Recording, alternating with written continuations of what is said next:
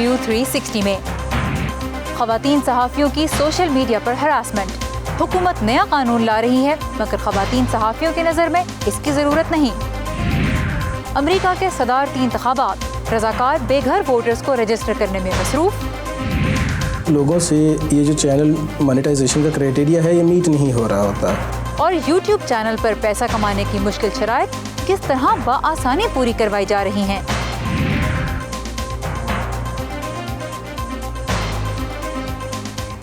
Voice of America Washington سے میں ہوں سارہ زمان. یہ ہے ویو 360. سوشل میڈیا پہ بد زبانی اور الزام تراشی بدقسمتی سے بہت ہی عام ہو چکی ہے، لیکن پاکستان میں نامور خواتین صحافیوں کا کہنا ہے کہ انہیں سوشل میڈیا پہ صرف بدتمیزی کا سامنا نہیں بلکہ انہیں بہت منظم طریقے سے ہراساں کیا جاتا ہے. ان کے کام کی بنیاد پہ ان کی ذات کو نشانہ بنایا جاتا ہے، غلیظ گالیاں دی جاتی ہیں، بھیانک دھمکیاں دی جاتی ہیں اور ان کے سوشل میڈیا اکاؤنٹس ہیک کر کے ذاتی معلومات تک رسائی حاصل کرنے کی کوشش بھی کی جاتی ہے.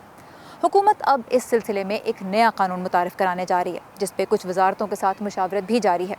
لیکن اسلام آباد سے ہماری نمائندہ گیتی آرا انیس بتا رہی ہیں کہ ہراسمنٹ کے مسئلے کو اجاگر کرنے والی انہی صحافیوں کا کہنا ہے کہ انہیں ضرورت نئے قانون کی نہیں. نامور صحافی منیزہ جہانگیر کہتی ہیں کہ پاکستان میں خواتین صحافیوں کو سوشل میڈیا پر صرف بدتمیزی یا اختلاف کا سامنا نہیں رہا بلکہ بات اس سے بہت آگے جا چکی ہے. منیزہ ان 15 صحافیوں میں سے ایک ہیں جنہوں نے مختلف سیاسی جماعتوں سے وابستگی ظاہر کرنے والے متعدد سوشل میڈیا اکاؤنٹس کی جانب سے ہراسانی کی مل کر باقاعدہ شکایت کی، جسے پھر قومی اسمبلی کی قائمہ کمیٹی برائے انسانی حقوق نے بھی سنا. آپ تنقید ضرور کر سکتے ہیں اور ہم سمجھتے ہیں کہ ہماری صحافت کے اوپر، سب کی صحافت کے اوپر تنقید ہوتی ہے، مگر کہ آپ اس کی وہ پرسنلی اس طریقے سے اٹیک کریں، اس کی جنس کو لے کے آپ اس طریقے سے اس کو اٹیک کریں، سیکشول ہراسمنٹ ٹائپ کے آپ میسیجز اس کو بھیجیں یا آپ اس کو کہیں کہ اس کی ریپ تھریٹس آپ اس کو کریں، تو یہ ہم سمجھتے تھے کہ یہ اب سر سے پانی گزر چکا ہے اور ہمیں اب ریڈ لائنز ڈرا کر لینی چاہیے کہ ہم اس چیز کے خلاف ہیں. اگست سے اب تک پٹیشن سائن کرنے والے صحافیوں کی تعداد 150 سے زیادہ ہو چکی ہے. انسانی حقوق کے پارلیمنٹری سیکریٹری لال چند ملی نے وائس آف امریکہ کو بتایا ہے کہ حکومت اب انٹرنیٹ پر صحافیوں کے تحفظ کے لیے ایک نیا قانون لا رہی ہے. منسٹری آف ہیومن رائٹس نے ایک بل ڈرافٹ کیا ہے for the protection of journalist and media persons 2020. Cabinet نے پاس کر دیا ہے وہ، اور اس وقت وہ for the comments and input گیا ہوا ہے ministry for information and broadcasting کے پاس، جس سے وہ فائنل ہوگا تو اس کو پارلیمنٹ میں پٹ کریں گے. پولیٹیکل پارٹیز کو آپ تبھی جو ہے ان کو کرنا چاہیے، لیکن وہ بائنڈنگ تب بن جائے گا جب وہ ایک لیگل فریم ورک بن جائے گا اور لا آ جائے گا اس پہ. لیکن بیشتر خواتین صحافی سوشل میڈیا کے لیے نئے قوانین بنانے کی مخالف ہیں اور اپنے مطالبات کی فہرست میں اضافی قانون کی ضرورت سے بھی انکار کر چکی ہیں. ہماری حکومتیں، وہ بے شک پچھلی حکومت ہو یہ حکومت ہو، وہ سوشل میڈیا کنٹرول کرنے کے لیے ریگولیشنز کی بات کرتی آئی ہیں، اور اس کی ایک وجہ یہ بھی ہو سکتی ہے کہ ہمارے مین اسٹریم میڈیا میں بہت ساری باتیں شاید کہی نہیں جا سکتی، تو اس کو شاید کنٹرول کرنے کے لیے یہ ریگولیشنز کی بات ہوتی ہے. لیکن ہم نے دیکھا کہ پیکا کا لا جو ہے، قانون جو ہے، وہ لایا اسی لیے گیا تھا کہ اور وہ اس کو جسٹیفائی اس طرح سے کیا گیا تھا کہ عورتوں کی جو آن لائن ہراسمنٹ یا آن لائن وائلنس جو ہے اگینسٹ ویمن اس کو کنٹرول کیا جائے گا. لیکن ہم نے دیکھا ہے کہ وہ کس طریقے سے استعمال ہو رہی ہیں. میڈیا میٹرز فار ڈیموکریسی کی ڈائریکٹر صدف خان نے صحافیوں کے جاری کردہ بیان اور مطالبات کو مرتب کرنے میں اہم کردار ادا کیا ہے. ان کا کہنا ہے کہ ہراساں کرنے کے خلاف قوانین سے زیادہ مسئلہ سیاسی اقدار کا ہے، جس کا حل موجودہ سیاسی کلچر میں تبدیلی ہے. جو پہلی ڈیمانڈ ہے وہ یہی ہے کہ آپ ایک ساری سیاسی جماعتیں اپنے لیے، اپنے سپورٹرز کے لیے، اپنے نمائندوں کے لیے جو سوشل میڈیا پہ انٹریکٹ کرتے ہیں، کوڈ آف کنڈکٹ ترتیب دیں جس کے اندر بہت واضح طور پر اس قسم کی جو واہیات گفتگو ہے، جو ابیوزز، گالیوں والا کلچر ہے، اس کو وہ کنڈیم کریں، منع کریں اور کانسیکوینسز ڈیفائن کریں. کہ FIA کے اندر ہم نے دیکھا ہے جب کوئی خاتون صحافی اپنا کیس لے کے جاتی ہیں، اگر وہ کیس کسی بھی پاورفل شخصیت کے خلاف ہو، حکومت کے کسی نمائندے کے خلاف ہو، تو ایک تو کیس درج ہونے میں بہت زیادہ مسئلے پیش آتے ہیں اور اس کی انویسٹیگیشنز کہیں نہیں جاتی. یہ ڈیمانڈ ہے کہ فیئر بنیاد پر قانون کے مطابق ان کیسز سے نمٹا جائے. انسانی حقوق کے پارلیمنٹری سیکریٹری لال چند ملی تسلیم کرتے ہیں کہ قوانین کی موجودگی کے باوجود خواتین صحافیوں کو ہراساں کیا جا رہا ہے، ان کے مطابق وقت آ گیا ہے کہ تمام سیاسی جماعتوں کو اپنے سپورٹرز کی اخلاقی تربیت کرنے کا پابند کیا جائے۔ میڈیا میٹرز فار ڈیموکریسی کے ایک سروے کے مطابق 77% خواتین صحافی سیلف سینسرشپ کر رہی ہیں، جس کی ایک بڑی وجہ آن لائن ہراساں ہونے کا خوف ہے۔ خواتین صحافیوں کا کہنا ہے کہ اس معاملے پر حساسیت پیدا کرنے کے لیے نئے قوانین کی ضرورت نہیں، بلکہ سیاسی قیادت کو اپنے ورکرز تک ایک ٹھوس پیغام پہنچانا ہوگا اور اس پر عمل درآمد بھی یقینی بنانا ہوگا۔ گیتیا رانیس، وائس آف امریکہ، اسلام آباد۔ اگست کے مہینے میں جب خواتین صحافیوں نے ایک مشترکہ بیان جاری کیا جس میں انہوں نے ہراسمنٹ کے مسئلے کو اجاگر کیا، تو اس بیان میں انہوں نے بتایا کہ جب وہ حکومت پہ تنقید کرتی ہیں تو حکمران جماعت کے حامی سوشل میڈیا پہ انہیں بہت برے رویے کا نشانہ بناتے ہیں۔ اس کے بعد پارلیمنٹ کی کمیٹی برائے انسانی حقوق نے ان خواتین کو اپنے اجلاس میں دعوت دی، جہاں پہ انہوں نے اپنے تجربات کے بارے میں بہت کھل کے بات کی۔ اجلاس خاصا ڈرامائی ثابت ہوا اور اس میں کمیٹی کے چیئرمین بلاول بھٹو زرداری کے الفاظ تھے کہ میں نے نوٹ کیا ہے کہ آپ کسی ایک سیاسی جماعت کو مورد الزام نہیں ٹھہرا رہی اور اس لیے آپ سے بے تحاشا معافی مانگنے کے سوا میرے پاس اور کوئی الفاظ نہیں۔ پی ٹی آئی کی رکن اور وفاقی وزیر برائے انسانی حقوق شری مزاری، جو خود بھی سوشل میڈیا پہ بہت بدتمیزی کا سامنا کرتی رہتی ہیں، انہوں نے خواتین صحافیوں کی ہراسمنٹ کو ناقابل قبول قرار دیا، لیکن ان کا کہنا تھا کہ اس کے پیچھے پی ٹی آئی کے سوشل میڈیا ونگ کا ہاتھ نہیں۔ پاکستانی میڈیا میں خواتین کی موجودگی اب کوئی نئی یا انوکھی بات تو رہی نہیں، تو کیا وجہ ہے کہ سوشل میڈیا پر ان کے لیے پھر بھی جگہ تنگ کرنے کی کوشش کی جاتی ہے؟ اسی بارے میں ہم نے بات کی اکس research centre on women and media کی بانی اور ڈائریکٹر تسنیم احمد سے۔ وہ خود بھی صحافی رہ چکی ہیں اور وہ کہتی ہیں کہ معاشرے میں خواتین کو جن رویوں کا سامنا ہے، سوشل میڈیا کے حالات اسی کی عکاسی کر رہے ہیں۔ پاکستان میں خواتین صحافیوں کا مقام سوسائٹی میں کیسے بدلا ہے؟ کیا تبدیلیاں اس میں آئیں؟ ایوولوشن کیا رہی؟ دیکھیں، تبدیلیاں اچھی بھی آئی ہیں، بری بھی آئی ہیں۔ خواتین کا جو آج اگر ہم دیکھتے جو مسائل ہیں، تو وہ مسائل اس لیے بھی ہیں کہ ہمارا معاشرہ جو ہے ابھی تک خواتین کے اس رول کو کہ وہ گھر سے باہر نکل کے کام کریں، ابھی تک اس کو ایکسیپٹ نہیں کیا گیا ہے۔ ہراسمنٹ ہر لیول پہ ہوتی رہی ہے، بٹ اب جو لیٹسٹ ٹول ہمارے پاس آ گیا سوشل میڈیا کا، that is sort of absolutely like an unguided missile۔ جب سے پاکستان میں اسٹیٹ میڈیا کے علاوہ پرائیویٹ چینلز بھی کھلے تو خواتین کی تعداد بڑھی، خاص طور پہ آن سکرین بڑھی، اور آج بہت سے شوز وہ ہوسٹ بھی کر رہی ہیں، شوز میں بطور تجزیہ کار بھی موجود ہوتی ہیں۔ تو خواتین کی موجودگی تو بڑھی، لیکن کیا ان کے اوپینین کے لیے، ان کی رائے کے لیے جو ایکسیپٹنس ہے وہ بڑھی ہے یا نہیں؟ نہیں، بہت ساری خواتین کو اس لیے شاید لیا جاتا ہے کہ وہ خوش شکل ہیں، اور یہ ایک فیکٹر، یہ میں نے بہت دفعہ ٹریننگز میں کہا بھی ہے خواتین سے بھی کہ to be a presenter does not mean you have to be doll like. آپ کے برین میں کچھ ہونا چاہیے، آپ کی شکل جیسی بھی ہے that does not matter.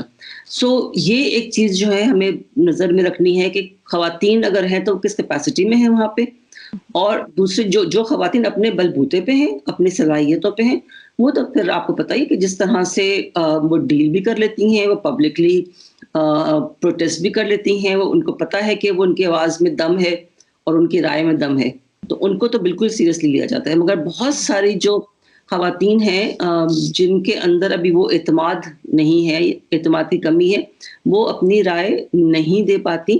Even when somebody is being misogynist, somebody is being sexist, biased, right there on her face, that I've seen a lot of anchors not say, women anchors not say a word because they are lost۔ کیا جو خواتین social media پہ harassment face کر رہی ہیں اس کا پہلو صرف صنف ہی، صرف جینڈر ہی ہے، یا اس کا ایک مقصد صحافیوں کو خاموش کرانا بھی ہے؟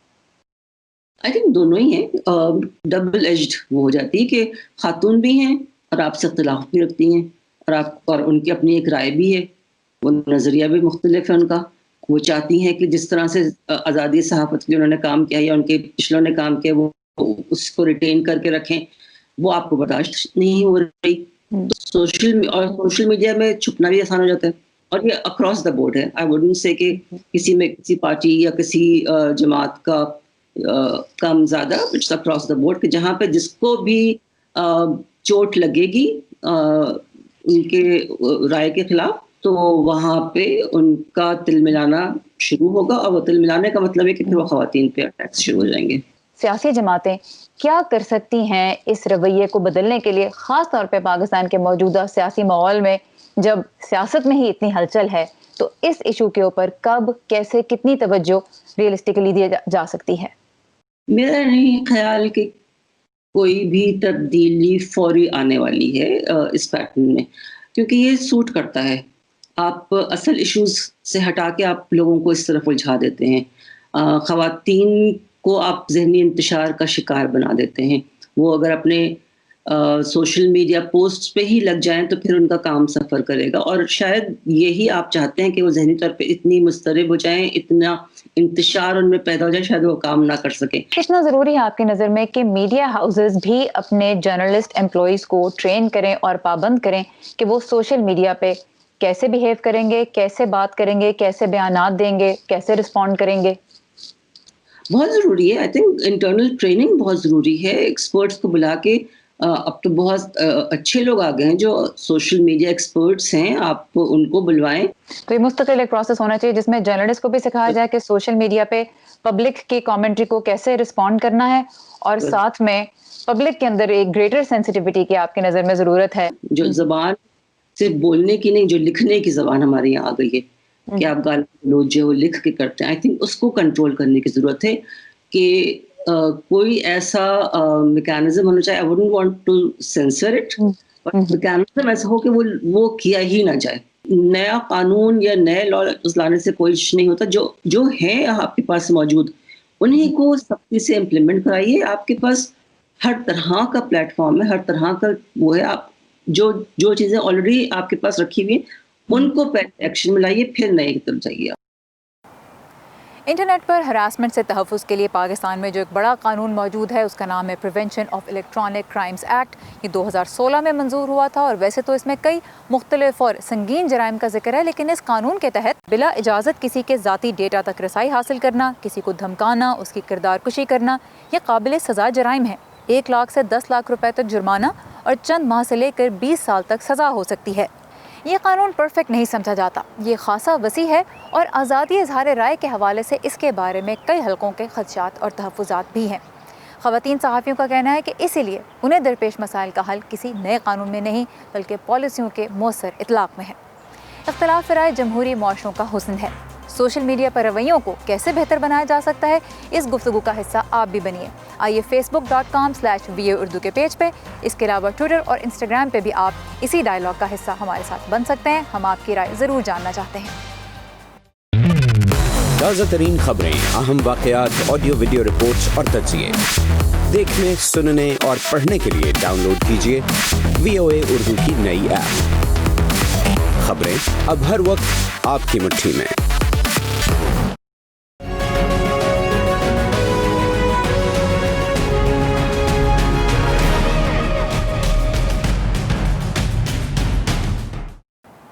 امریکہ کے صدارتی انتخابات میں اب 1 ماہ سے بھی کم رہ گیا ہے. صدر ڈونلڈ ٹرمپ کی صحت پہ وائٹ ہاؤس میں مستقل نظر رکھی جا رہی ہے، اور ان کی انتخابی مہم کا یہ کہنا ہے کہ وہ 15 اکتوبر کو اپنے مد مقابل جو بائیڈن کے ساتھ دوسرے صدارتی مباحثے میں بھی حصہ لیں گے.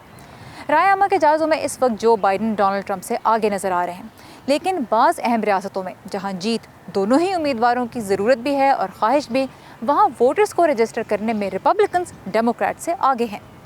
انتخابات میں نوجوان ووٹرز ایک بہت اہم گروپ ہیں، لیکن یہ نوجوان ووٹرز ہیں کون اور ان کی ووٹنگ ترجیحات کیا ہیں؟ آئیے اس کے بارے میں جانتے ہیں اس مختصر ویڈیو میں. نوجوان ووٹرز کون ہیں؟ یہ 18 سے 29 سال کی عمر کے ووٹرز ہیں. اس گروپ میں 23 سال تک کے نوجوانوں کو جنریشن زی اور باقی سب کو ملینیلز کہا جاتا ہے. نسلی اعتبار سے یہ گروپ 30 سال کی عمر کے ووٹر سے زیادہ متنوع ہے. نوجوان ووٹرز میں 61% سفید فام ہیں، 15% سیاہ فام ہیں، 17% لاطینی امریکی اور 5% ایشیائی امریکی ہیں، جبکہ 30 سال سے زیادہ عمر کے ووٹرز میں سفید فام ووٹرز کی شرح 73% ہے اور افریقی امریکن 11، لاطینی امریکی 10 جبکہ ایشیائی امریکی صرف 3% ہیں. इन नौजवानों में वोट डालने की शरह वोटर्स के किसी भी दूसरे ग्रुप से कम है, यानी 46.1%। इनके मुकाबले में 30 से 44 साल के वोटर्स में ये शरह 58.7%, 45 से 64 साल के राय दहिंदगान में 67.6% और 65 से ज्यादा उम्र के अफराद में वोट डालने की शरह तकरीबन 71% है। रिपब्लिकन्स के मुकाबले में खुद को डेमोक्रेट कहलाने का इम्कान इनमें ज्यादा है, जबकि तकरीबन 30% किसी सियासी जमात से ताल्लुक जाहिर नहीं करना चाहते। आदाद शुमार देखें तो 42% खुद को डेमोक्रेट्स कहते हैं, 22% ने अपनी शनाख्त रिपब्लिकन के तौर पर की, जबकि 35% खुद को आज़ाद या किसी जमात से गैर वाबस्ता वोटर्स करार देते हैं। 2016 में नौजवान राय दहिंदगान ने हिलरी क्लिंटन की हिमायत की, ताहम नस्ली बुनियादों पर फर्क वाज़ेह था। सफेद फार्म नौजवानों ने ट्रंप का साथ दिया, जबकि स्याह फार्म नौजवानों की अक्सरियत ने हिलरी की हिमायत की। लातीनी अमरीकियों में भी हिलरी क्लिंटन की हिमायत ट्रंप के मुकाबले में ज्यादा थी। नौजवान अमूमन इंतखाबात से मुताल्लिक मालूमात अपने घर वालों से हासिल करते हैं। 2/3 से ज्यादा नौजवान कहते हैं कि वो भी उसी पार्टी की हिमायत करते हैं जिसे उनके वालिदैन पसंद करते हैं।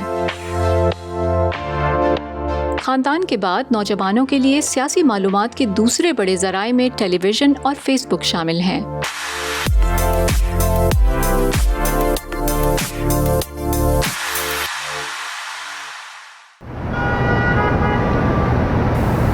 अम्मी, हुक्मरान अमेरिका के हों या हिंदुस्तान के, अफ़गानिस्तान के या फिर पाकिस्तान के, उन्हें कुछ ना कुछ तो कहना है ना अपने मुल्क के लिए।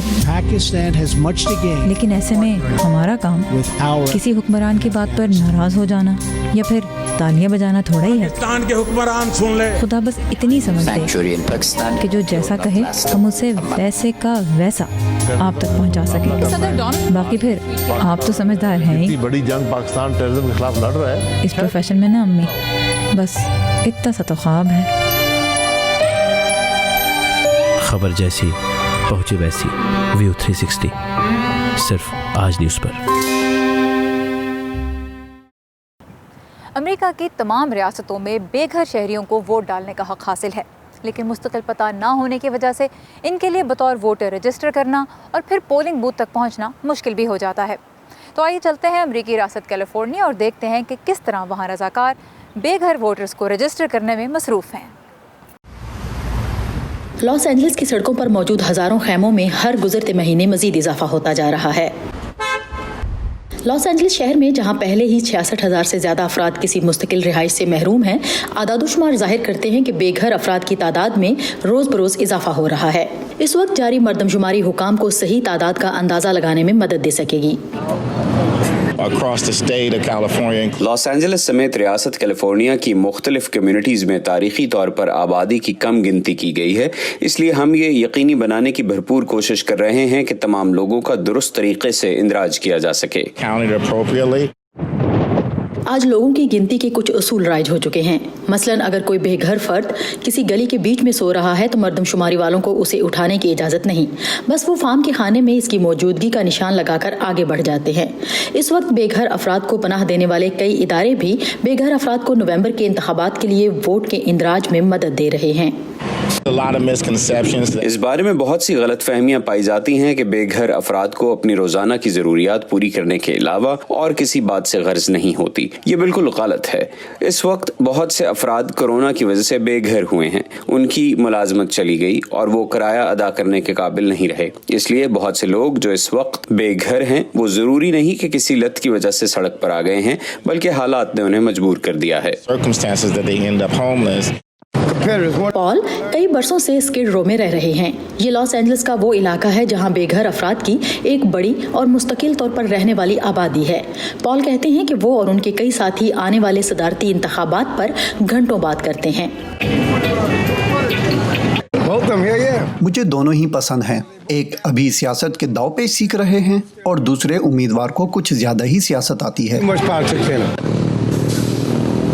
गुज़श्ता इंतखाबात में बेघर अफराद को पनाह देने वाले इदारों में पोलिंग स्टेशन खोले गए थे, लेकिन इस बार कोरोना की वजह से ये मुमकिन नहीं होगा। इसके बजाय उन्हें इजाज़त होगी कि वो शेल्टर का पता इस्तेमाल करके डाक के जरिए बैलेट पेपर मंगवा सकते हैं। NRIs के साथ सादिया ज़िब्रांझा, वॉइस ऑफ अमेरिका। शुक्रिया। शुक्रिया। शुक्रिया कोरोना से मुतासरा मरीजों का इलाज करने वाले डॉक्टरों का, अपनी सेहत खतरे में डालकर काम जारी रखने वाले नर्सिंग और पैरामेडिकल स्टाफ का, शुक्रिया पुलिस और सिक्योरिटी इदारों के अहलकारों का, फलाई इदारों और रजाकारों का, दर्स व तदरीस का सिलसिला जारी रखने वाले असातिज़ा का, शुक्रिया हुकूमती अहलकारों का, सहाफियों का, और आप सबका, क्योंकि हम सब मिलकर इस वबा को हराएंगे। दुनिया भर की तरह YouTube के ज़रिए आमदन कमाने का रुझान पाकिस्तान में भी बढ़ता जा रहा है, लेकिन YouTube का चैनल पैसे कमाए इसके लिए ज़रूरी होता है कि कंटेंट क्रिएटर इस प्लेटफॉर्म की कुछ शराइत को पूरा करें। इनमें वक्त भी लगता है और मेहनत भी लगती है। लाहौर से नवीद नसीम आज बता रहे हैं कि बाज़ यूट्यूबर्स कामयाबी हासिल करने के लिए कैसे कैसे तरीक़े इस्तेमाल करते हैं और उनकी मदद करने वाले उनके लिए बस ये एक कारोबार है। स्क्रीन के पीछे की कहानी आइए देखते हैं। दुनिया भर की तरह पाकिस्तान में भी YouTube कई लोगों के लिए आमदनी का जरिया है, लेकिन YouTube से पैसे कमाने के लिए कुछ बुनियादी शराइत पूरी करना लाजमी है। YouTube की मोनेटाइजेशन की शराइत बुनियादी तौर पे तो दो हैं सिर्फ। वो है, एक तो ये है कि आपके मिनिमम 1000 सब्सक्राइबर्स होने चाहिए, और उसके अलावा ये है कि 4000 घंटे या 2,40,000 मिनट भी इसको समझ सकते हैं, वो आपके चैनल पे वॉच टाइम होने चाहिए। YouTube की शराइत पूरी करना नए यूट्यूबर्स के लिए आसान नहीं होता। तैयब इब्राहिम बताते हैं कि इससे बचने के लिए यूट्यूबर्स पहले से मौजूद ऐसे YouTube चैनल खरीद लेते हैं जिनके सब्सक्राइबर्स और वॉच टाइम मुकम्मल हो।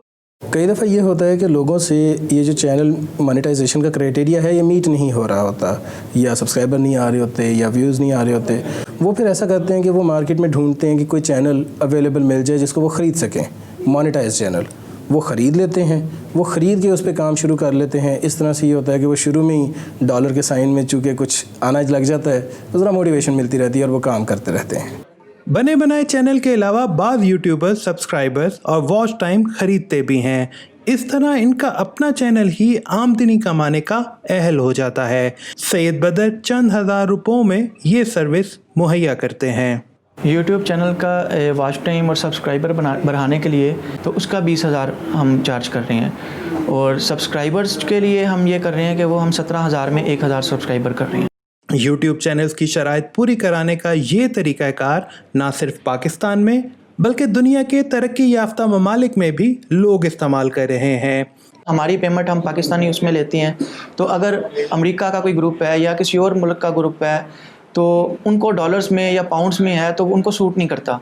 तो उनके साथ हमारा एक बार्टर सिस्टम बन गया कि उनको अगर 300 सब्सक्राइबर चाहिए और वो हम उनको लेके दे रहे हैं, तो जब हमें 300 चाहिए तो हम एक्सचेंज उनको भेज देते हैं, और वहीं इसी तरह उनके भी ग्रुप्स बने हैं।